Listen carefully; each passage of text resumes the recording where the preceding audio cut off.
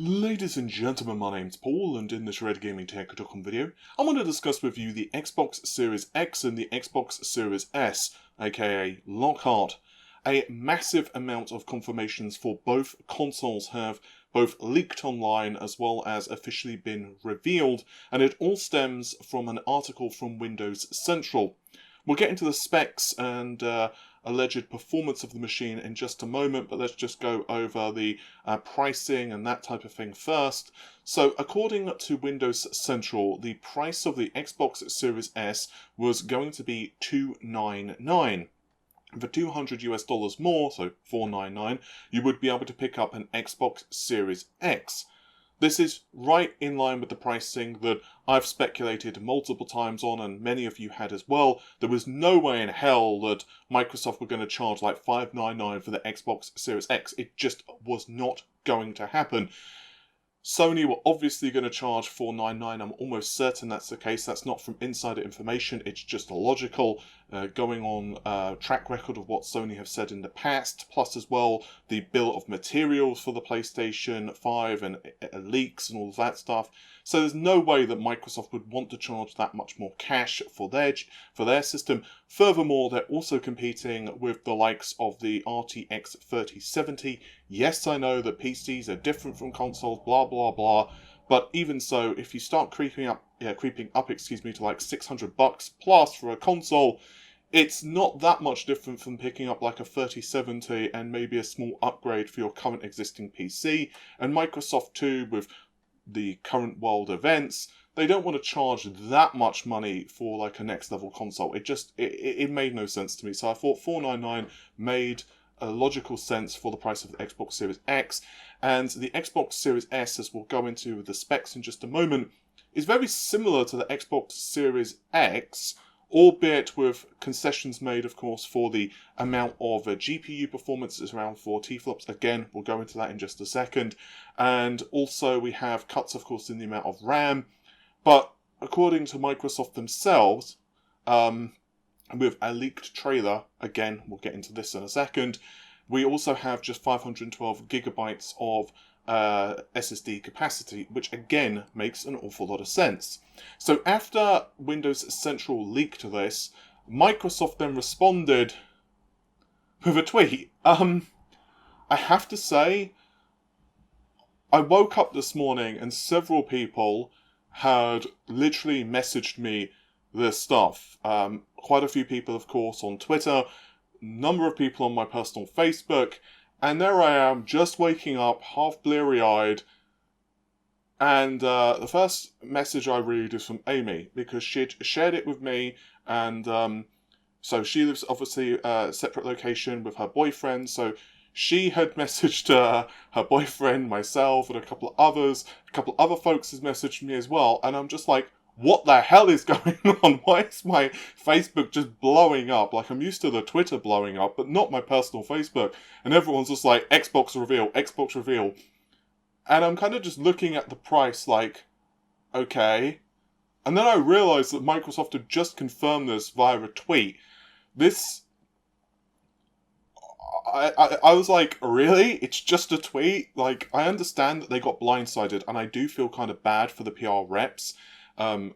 Because also now the trailer has leaked as well, thanks to Walking Cat, I believe it is, on Twitter. But yeah, I expected at the very least like a 5-second GIF or some type of animation or something, but nothing so grandiose. Instead, we just have an image officially from Microsoft confirming it's going to be $299. It's an all-digital console. It looks actually okay, in my personal opinion. It kind of reminds me of like the Xbox Series S-ish design. I think it looks fine. I have no problems aesthetically. I think they made a good call with the case. And, you know, as we've discussed many times on the channel, they can cut back on the size of the cooler and all of the, the power delivery on the console, blah, blah, blah, because obviously that GPU is not going to be there. The amount of RAM is also cut down. Remember, memory does take up, remember memory. Remember, even the RAM does take up some power to operate, so all of this stuff comes together to increase the price of the console, but also the requirements of the console in terms of the hardware. So again, $299 made an awful lot of sense. But now let's move over to the trailer, because several things have been confirmed. One of the things we've been hearing an awful lot from Microsoft is that they were targeting 4K 120 FPS for the Xbox Series X, not in all games of course, but certain titles will support that, like we know for example Dirt will, Microsoft have also confirmed Halo Infinite will, and games like Gears apparently as well, and that's fantastic, I love that. I think high refresh rates at certain experiences definitely make the difference. Personally, if it's something like, you know, Tomb Raider, 60 FPS I'm okay with. But other games, it's one of the reasons, honestly, I've not really played the current generation of consoles that much. I've bought a couple of titles on it. I've got like Last of Us, Final Fantasy VII on the PlayStation 5. I've got various games on the Xbox, and I just can't bring myself to play them for long periods of time because of 30 FPS. It does affect my enjoyment of the experience. I know that not everyone feels like that, but for me personally, as primarily a PC gamer, it does impact my enjoyment of the game. So I think Microsoft pushing for high frame rates is a fantastic thing from my perspective. For the Xbox Series S though, because it has a considerably less powerful GPU, it's around 4 teraflops, again we'll get into the tech specs in just a moment, it makes so much sense that the resolution is going to need to drop. From 1080p to 4K, we're looking at a 4 times increase in pixel density, assuming you're not doing things like upsampling, which of course the consoles can do. But then we have this leaked trailer. And Microsoft confirms several aspects of this, again, thanks to Walking Cat. One of the things that we have confirmed is the fact that, they are stating up to 1440p, 120 FPS. Now, the leaks were previously that, this is from Windows Central, I think, leaked this originally. It was like 1080p, 120 FPS, but some games would run at 1440p at 60 FPS. Again, it's going to be down to the developers on how they choose to utilize that performance. The SSD capacity is allegedly 512 gigabytes. Assuming this trailer is legitimate, I personally think it is. It looks bloody legitimate to me, given, you know, it's all the renders of an officially now released image of a console. There's no way that someone could have knocked that up in 5 minutes flat. So I think all of this is legitimate. So 512 gigabytes capacity for the SSD. Again, I think that makes sense. Theoretically, the texture quality, for example, that's being loaded onto the SSD, that can be reduced in quality. I'm guessing that, obviously we don't have official confirmation on some of this stuff, but if you're reducing the texture quality, you're reducing, you know, you don't need all those 4K assets, essentially, because obviously your console physically can't run that. That, you know, a 512 gigabyte SSD makes sense. You can also, of course, upgrade it anyway. So if you wanted to pick up, I don't know, 1 terabyte or whatever's available, you can do that at your own leisure. There's also the confirmation that it's an all digital experience. Again, unsurprising. If you have a Blu-ray drive in there, you're increasing the cost of the machine. You're increasing the cost of the bill of materials. And it's not just like, oh, lol's cost of an SSD. Cost of a Blu-ray. You're also needing to increase the size of the actual case, possibly change the way the internals are. Then, of course, you've got all of the bits and bobs that's actually required to run that. So, for example, they may have nuked the SATA ports on the board. We may have you know, slight changes to the power distribution on the board. All of these very small things. Plus, you can also sell the console at a slight loss because you know that the console is forcing users to buy games digitally. And that means that Microsoft don't have to rely on, you know, used game sales, so they know that, you know, Bob is not going to just give you a copy of the game, you know, if you're, you know, after he's done with it or whatever else. You know as well that you can't just go into GameStop or what have you and purchase the game. All games are going to have to be purchased via Microsoft. Obviously they do sales and stuff, but even so, it's more in a closed ecosystem, which is obviously great for profits. So I think having an all-digital version of the console is logical in that area. And other things that's confirmed, hardware-based ray tracing, again, unsurprising. Some people didn't expect that the Xbox Series X would support hardware-based ray tracing. It's RDNA 2. Again, it's going to be down to the developers on how they choose, how they opt to use those resources. If I had to take a guess, it should do a passable job, because ray tracing, the workload goes up based upon what you're doing in terms of resolution. So as the resolution is lower, you don't need to basically do so much work on so many pixels. So that also makes sense. Variable rate shading, all of that crap was also confirmed as well. I say crap not because it's bad or because I'm insulting it, but it's like, it's obvious. It's RDNA 2 based. It's it's like me saying to you, well, gee, it has a power connector. It's not going to run on you rubbing the console on its belly and saying it's a good boy. I'm sorry, but like a lot of this stuff was just blindingly obvious. So now let's move over to the technical specifications. Some of this information is courtesy of both Windows Central as well as The Verge's Tom Warren, but we're looking at 12 gigabytes of main system memory. Again, lower resolution assets that are stored in the memory means that you don't need to concern yourself so much with the amount of onboard memory. Plus as well, that SSD is still able to pull in really large quantities of data at a moment's notice. So 12 gigs I think is absolutely fine. I assume the OS reserves will be about the same as what we have with the Xbox Series X. Possibly that's wrong, but the Series X reserves 2.5 gigabytes as I've recently gone into with my hot chips analysis for OS functionality. So we're looking at just a shade under 10 gigabytes for the games to take advantage of.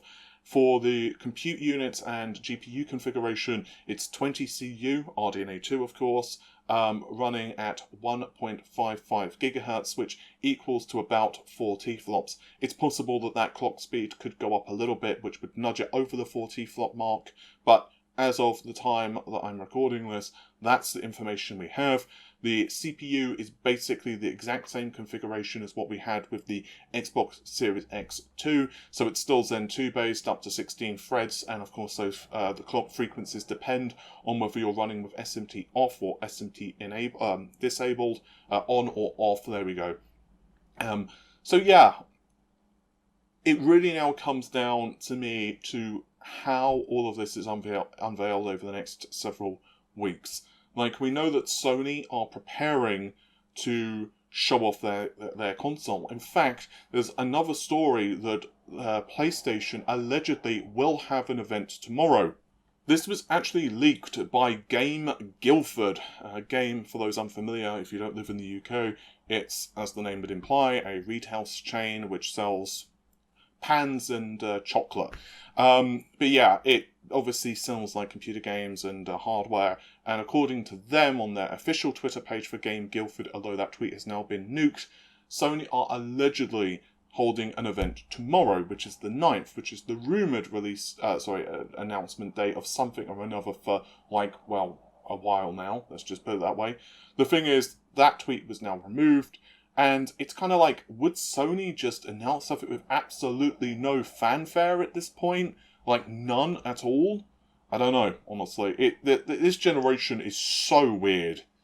It really is. Like, my hype has gone like this, and then it's like that. It just absolutely has created the frustration of Sony not revealing any pricing, not having any teardowns. We don't know what the official launch lineup of any games, really, for either console. Microsoft, obviously, for months, we've known that the Xbox Series S has existed. We've seen logos. We've seen Microsoft have multiple leaks of the console. We've seen Microsoft even bloody well essentially announcing it by having it in like Xbox Live codes, mentioning the bloody console, and yet they've refused point blank, blatantly, to admit that it just exists.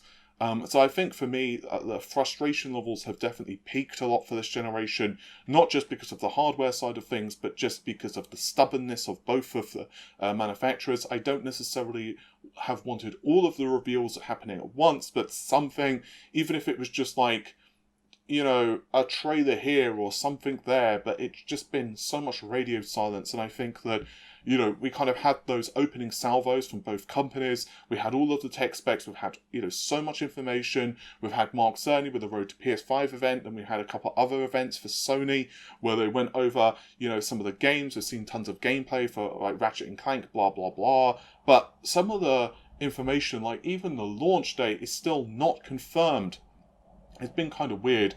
Apparently, the release date for the Xbox Series X and the Xbox Series S, allegedly they're going to be on the same day. It's going to be the 10th of November, so it's going to be just a few days prior to what Sony are doing for the PlayStation 5, which, if you recall, is supposedly going to be the 13th.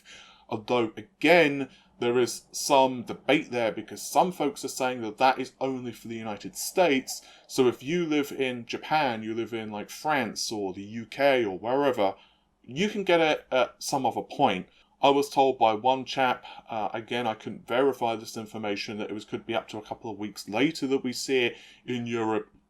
Is that true? Who the hell knows? I'm hoping it's going to be a worldwide launch. I suspect Microsoft are going to do their damnedest to make it a worldwide launch. It's going to be a really interesting couple of months, I think, in the console space.